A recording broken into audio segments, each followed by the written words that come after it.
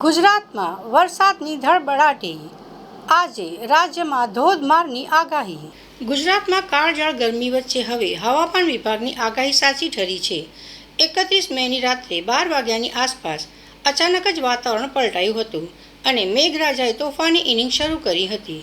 મધ્ય ગુજરાત, ઉત્તર ગુજરાત અને સૌરાષ્ટ્રના કેટલાક ભાગોમાં રાત્રિના સમયે જાણે આકાશ ફાટ્યું હોય તેમ વીજળીના કડાકા ભડાકા સાથે વરસાદી આફત તૂટી પડી હતી. આ તોફાની વાવાઝોડાની સૌથી વધુ અસર મહીસાગર જિલ્લામાં જોવા મળી છે. મહીસાગરમાં ફૂંકાયેલા અતિ તીવ્ર પવનને કારણે અનેક વિસ્તારોમાં મોટા મોટા વૃક્ષો અને સાઇનબોર્ડ ધરાશાયી થઈ ગયા છે, જેને પગલે કેટલાક માર્ગો પર વાહન વ્યવહાર પણ પ્રભાવિત થયો છે.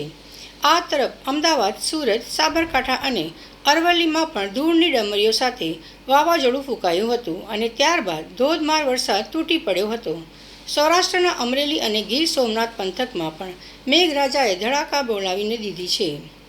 અચાનક આવેલા આ વાવાઝોડા અને વરસાદને કારણે સમગ્ર રાજ્યમાં તાપમાનનો પારો ગગડ્યો છે અને લોકો અસહ્ય ગરમીમાંથી મોટી રાહત મળી છે. જોકે અંધારપટ અને પવનના કારણે કેટલાક ગ્રામ્ય વિસ્તારોમાં વીજ પુરવઠો ખોરવાઈ ગયો હતો.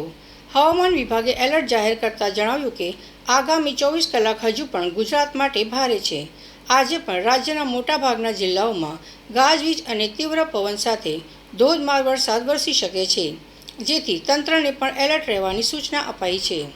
એક તરફ ગરમીથી અકળાયેલા લોકો માટે આ વરસાદ રાહતના સમાચાર લાવ્યો છે, તો બીજી તરફ વાવાઝોડાના કારણે થયેલા નુકસાનથી સ્થાનિક મુશ્કેલીમાં મુકાયા છે.